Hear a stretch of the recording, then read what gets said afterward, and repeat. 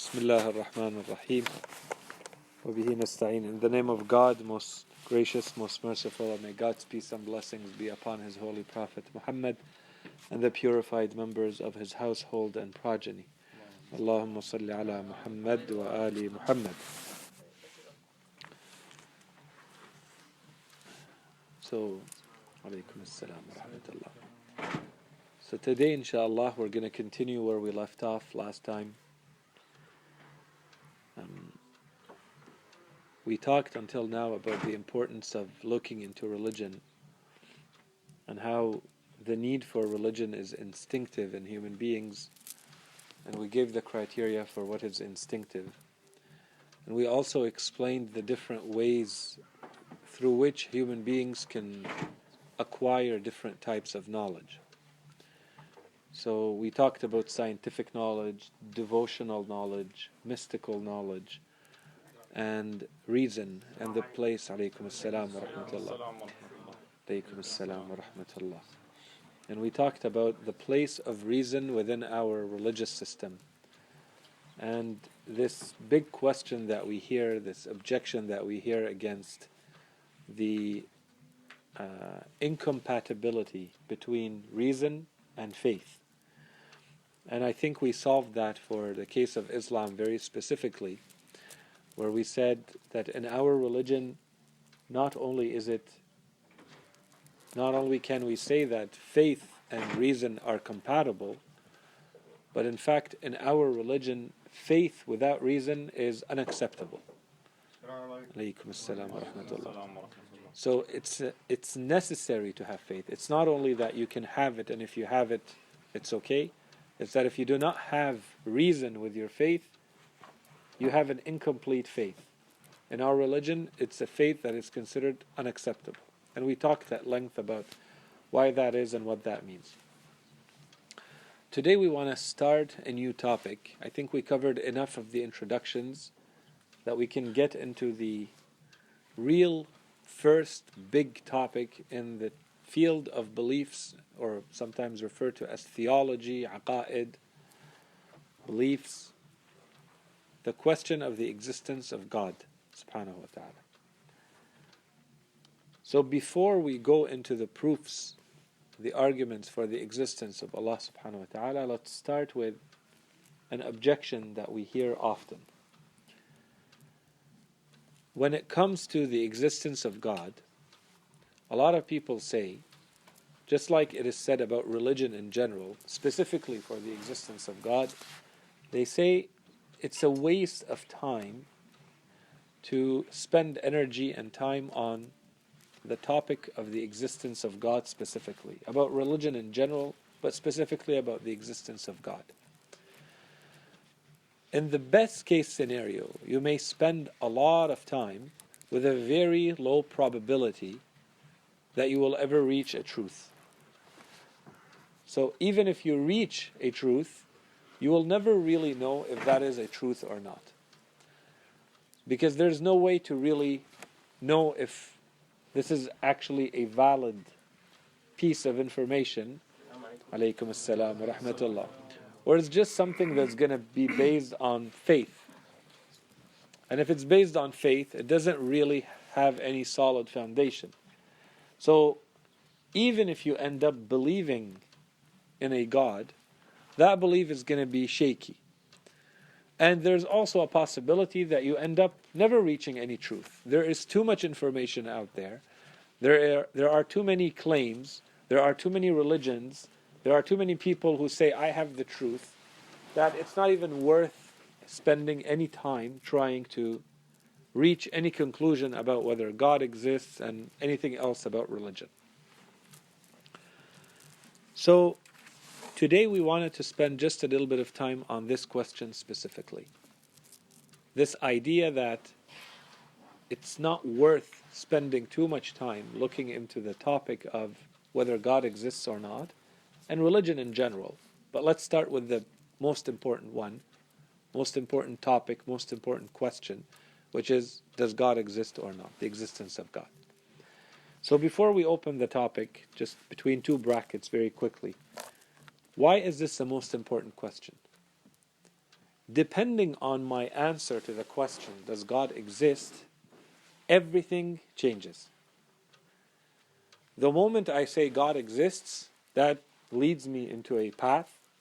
The moment I say God does not exist, or I don't know if God exists, that leads me into a different path. Basically, that forms the foundation through which I see the world.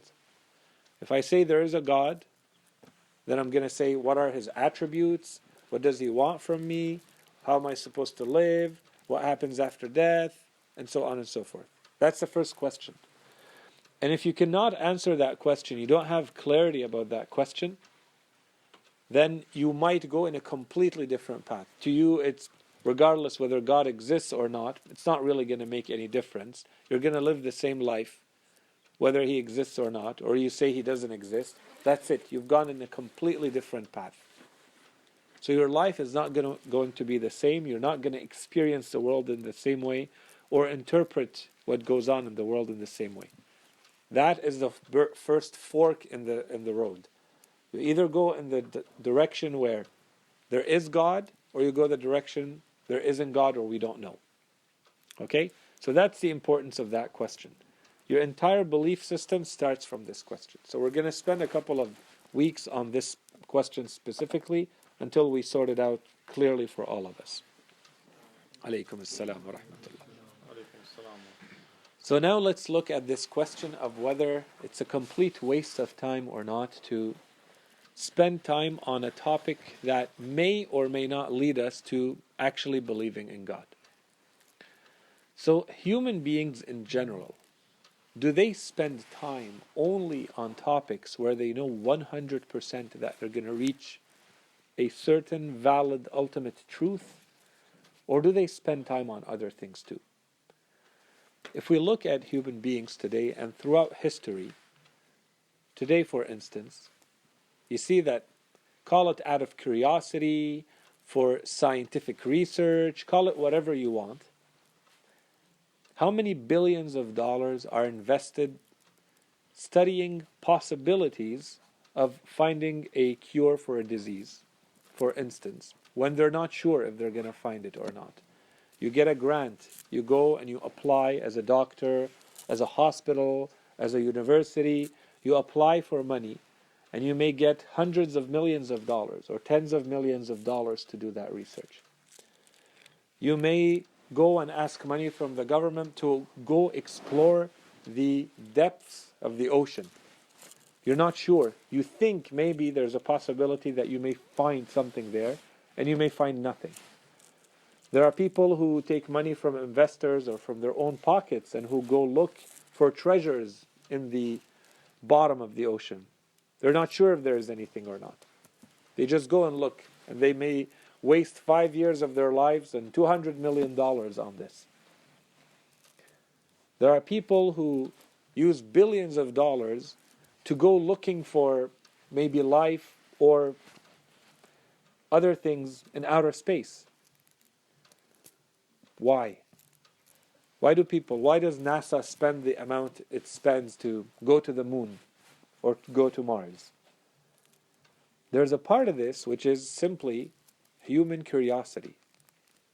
Human beings want to know.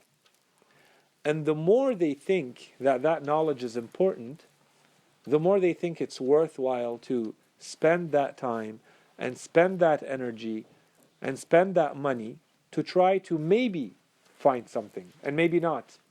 And even if nothing is found, those who do that research will say it was still worthwhile. Because at least now I know that in this spot in the ocean there's nothing. I went and I spent $200 million and I dug around and I explored, and now I know for sure there's nothing there. That in itself is a worthwhile endeavor. That's a good project. It was successful. So to say that if I don't know whether I'm going to reach a conclusion, a very concrete, specific conclusion or not, right from the beginning means it's a waste of time. I shouldn't even bother with this. It's not really valid logic, one. And two, this is not the way human beings live in general. If something is considered to be worthwhile, the more important it is, the more ramifications, consequences, repercussions it has on my life, the more worthwhile it becomes, the more important it becomes. It's not about 100% am I going to find an answer or not. Even the probability of an answer becomes very important. The fact that I may find an answer is important enough that it makes the whole work, the whole project, the whole research valid. No one will tell me you're out of your mind. And governments are going to invest millions of dollars and spend years and create university programs for people to become experts just in this field so that they can explore it and study it more. Okay. So does it mean necessarily that because the field has a lot of information, there are too many claims, there are too many schools of thought, too many religions, it would take me too long to study? Does it mean that this is a valid excuse to say, therefore I'm not going to study it? Is this how normally human beings, when they consider something serious and important, is this how human beings deal with things that are serious? If they say there's just too much information, I don't know what to do about it, it's going to give me a headache. Who has time for this? Is this how we deal with things that are really important? The reality today is no. They put teams of researchers together from all sorts of disciplines, and they make sure that they're all as competent as possible, as qualified as possible, and they give them all the tools and all the equipment and all the funding that they need so that they hopefully will reach a conclusion. And the conclusion could be, we need more money and we need more time and we didn't find anything. Sorry. We say, okay, no problem. Keep working. Why? Because it's considered important enough. The excuse that there's just too much out there that I'm going to give up and not waste any time on it is also unacceptable by normal human standards. And until now, we're only talking about very typical, normal life situations. We're not talking about things like what happens for all of eternity after death. We're talking about things that we encounter in our lives, like disease, like exploring the oceans or space. That's one thing. The second thing, is it true that there's absolutely no way to know the truth? Well, it depends. And that's why we talked so much in the previous weeks about what we refer to in scientific terms as the methodology. What's the tool that you want to use to try to find the truth? If you use the wrong tool, of course you're not going to find the truth. You don't have the tool. If you don't have the right glasses that allow you to see the thing, you're not going to see the thing. If you're trying to see something 3D and you're not wearing 3D glasses, you're not going to see it. What's the tool that you're using to try to find the answer to these questions? There are people who went into a lab and who did all sorts of research to see what happens to a human being when he dies. Is there something that leaves the body? They put the people who are dying in these tubes, in these capsules, completely sealed to see if anything happens or not. Okay, but that presupposes that there's something physical or material that can be measured by scientific instruments that is getting in and out of the body at the moment of death. Maybe the tool you're using is not the right tool. Who says it's something physical? The tools you have only measure physical movement. You can maybe measure electromagnetism. You can maybe measure some sort of energy field that is related to one of the energies we're aware of. But all of this comes back to physical realities, material realities. What if what you're looking for cannot be measured by your instruments? There's an issue. That's why we spent so much time saying when we try to find the truth, what's the proper methodology? Well, it depends what's the truth. So if the truth I'm looking for falls into the natural world, I have to use the tools that allow me to look for and manipulate and explore and study the natural world. And usually that's referred to as science or natural science. But if I'm trying to look at things that fall outside of that realm, that dimension, that reality of the natural science, I need other tools for that. And that's why we spend so much time saying the importance of reason. What's the role of reason? If you're trying to find these truths about whether God exists or not only by looking at through the instruments of natural science, yeah, you're probably not going to be able to find it. And you're going to end up saying it was a waste of time. I looked and studied and researched and I couldn't find. You used the wrong tool. You'll never, in 100 or a million years, find it. You're not using the right tool. That's why we said, if you want to start understanding how reason works, you have to understand how is it being used as a term in this kind of research. There's one way where we say reason is supposed to be that which allows you to discern, to differentiate, to distinguish between right and wrong. That which allows you to see if there are contradictions in the logic that is being presented to you. Whether the logic that is being presented is correct, is it valid or not. If you use that kind of tool, then you have a much bigger chance of reaching a conclusion that finally allows you to say, yes, I found an answer, or no, I didn't find an answer. When it comes to questions like, does God exist or not? So saying at the end, there's just too much information, that's unacceptable. No human being in their right mind, when there is serious work, when there's serious study, when there's a serious topic, would accept the idea of saying, it's too much, I let it go. No, that just means that you're being lazy. You've decided that this field you're too lazy about, and maybe someone else wants to research it. To me, it's not interesting. Okay, that may work in certain fields. But if you really understand what it means when we're saying, the moment you decide whether God exists or not, means your life completely changes, the way you see the world completely changes, and it could potentially have an impact on your eternity, on your afterlife. We don't know yet. We haven't done the research. We're saying there's such a claim. It may be worth looking into. Then suddenly it changes the equation. It's no longer about, I'm not sure to what extent you can afford to just be lazy about it and say, there's too much information. Who knows if I'm going to find the answer or not? Let's just put this one aside and keep living our lives normally. Okay? So that's the second point. The third point has to do with probability itself. When we look at probability, we cannot, in these situations, we cannot look only at what is the probability, what is the chance that I'm going to find the answer I'm looking for. That's not the only way to look at it. So let's take an example. Let's take a couple of examples. What if you're told right now, you're sitting in a plane, the plane is ready to go, and suddenly the pilot comes on and he tells you, we're not sure what the problem is, but there may be a little problem with the plane that means that it's going to blow up as soon as we fly.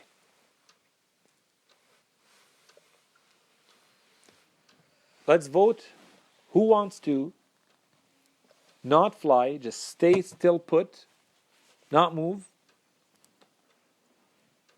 And who votes that we can take the risk and fly? We know that the risk is less than 2%. There's less than 2% chance that there's something that will mean the plane will blow up once it flies. Only 2%. 98% chance nothing is going to happen. But there's 2% chance something is going to happen.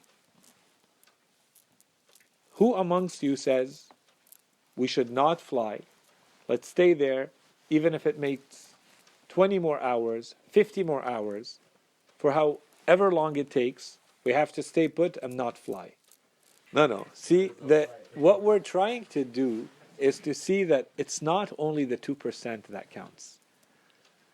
It's 2%, but the cost is what? Your life.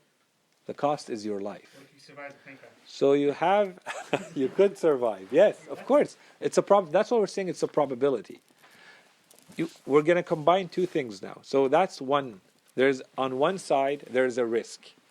And until now, because we don't know what the answer is, so this is someone who has not done the research yet. We're talking to someone who does not know. Okay, we're about to start doing the research. Someone tells you there's a 1% chance, 2% chance, 5% chance that this bad thing could happen. Okay, but the bad thing is what? The cost is what? So maybe the cost is money. Maybe the cost is time. But maybe the cost is your life. Okay, so the cost is also a factor. It's not only the percentage. We don't only look at, is it a 2% or a 5%? 2%, but what's the cost? In this case, the cost is your life. Okay, let's take another example. You're told that you can travel from point A to point B, from here to Toronto. You could take a short path. Let's say it's a shortcut that you can get there in 3 hours. And that's it. It's 3 hours. There's another way that takes about 30 hours to get there. Okay? But there's a probability of 10% on the way that someone gives you $1 million. There's someone there who just keeps giving $1 million. So is the rumor on that 30-hour way. Is it worth going there or not? Yeah. Those 12-hour flights are deadly, 30 hours is Okay. Yes? Depends what you're doing in Toronto. Depends on the urgency, right? Any person... I mean, like, do you have to go walking? Let's say you have to go walking. I think... It all depends on on your perception of the price that you're going to take. Yeah. So again, the point is not whether you would do it or not for the million like you personally. The point is to make you realize that we're not looking only at the percentage. When I tell you it's only 5% or it's only 10%, okay, but it's 10%, but what do I get? It's multiplied by something else. Okay? So to take another example to make it a bit more complicated mathematically, it's like when someone tells you there are 2 business deals. So in one business deal, you invest a certain amount, but the probability that you get something is very high. That amount is small. So you only have to invest $100, but the probability that you get a reward is, let's say, 50%. And there's another case where you have to invest $1,000, 10 times more. The probability that you get something is, let's say, 20%. In mathematical terms, which one is the highest, the better deal?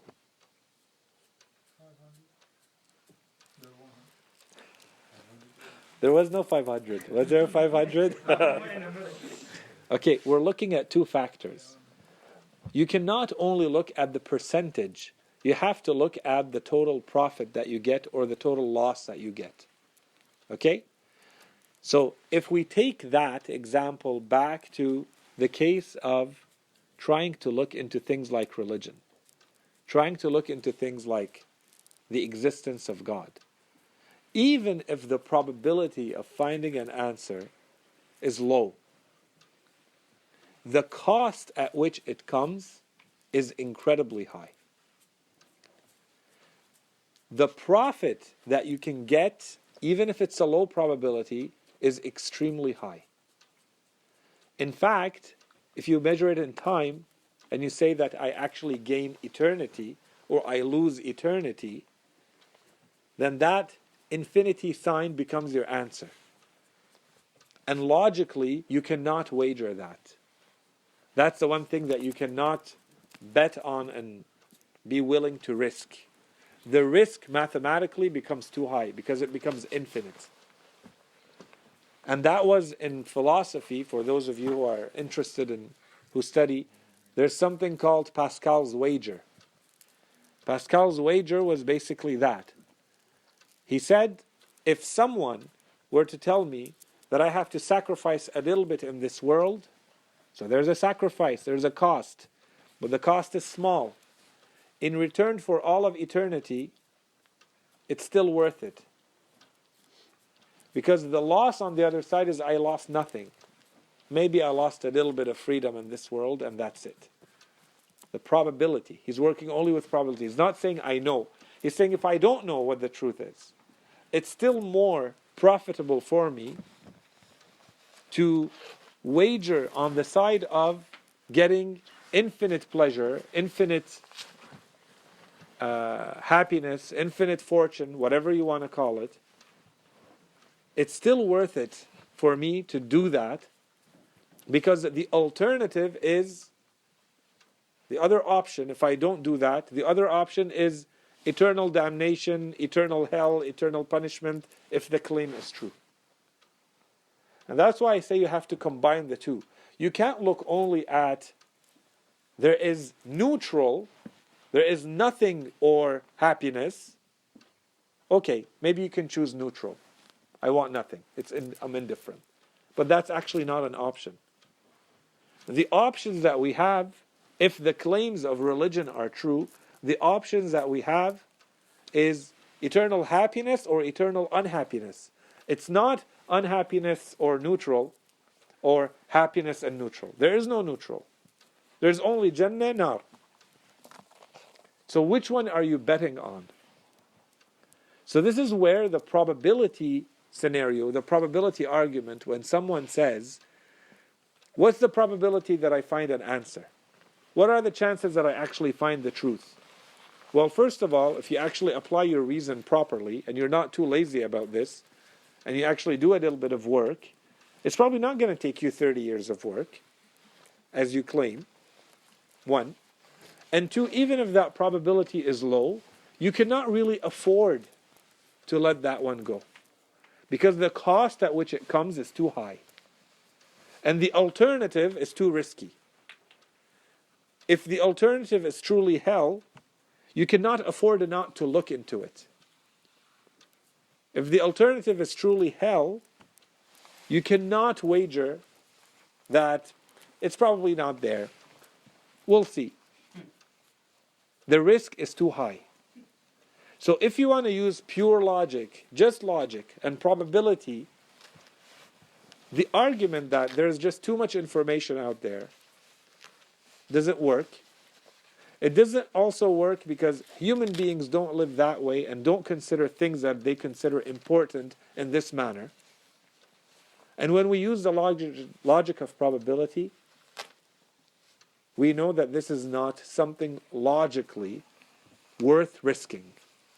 Your eternal life is not worth risking in this manner. Of course, you can always take the risk, but you cannot really, based on just logic and probability theory or math, it's not worth it. One last comment and then I'll stop. I'm trying to stick to the time a little bit more. We're at 29 minutes and 50 seconds. It's getting good. The last thing I wanted to say is for those of you who are interested in this argument, if you want to look at it a little bit more in philosophy, called Pascal's wager, I would also invite you to look it up in the words of Imam al-Sadiq alayhi salam, which were quite a few centuries before Pascal. And he was explaining it in the same manner to those in his time who told him that they do not want to believe in Allah subhanahu wa ta'ala. The atheistic thought was becoming a lot more predominant in the time of Imam al-Sadiq. It was really coming into the Islamic world very heavily. And there are many narrations of Imam al-Sadiq that talk directly or indirectly about this. And there's very famous hadith with an Indian physician, with an Indian doctor who had come to the Imam and he was an atheist. And there was a back and forth between them. And at the end the Imam tells him, if you are right and there is no God and I am wrong, then I've lost nothing and you've gained nothing. And if I am right and there is a God and you are wrong, then I gained everything and you have lost everything. So the loss on my side is nothing. What's the loss? That I change a little bit the way I live. Okay. Maybe I have to sacrifice a little bit of freedom in this world. It's worth it if it means eternal life, eternal happiness. So really, when you read that one and then you see how Pascal explained it, you see that it's kind of a very similar, very, very similar argument, except that Imam Sadiq was said it many, many centuries before. Anyways, that's all for part 1 of the lecture. وصلى الله على سيدنا محمد وعلى آله الطيبين الطاهرين.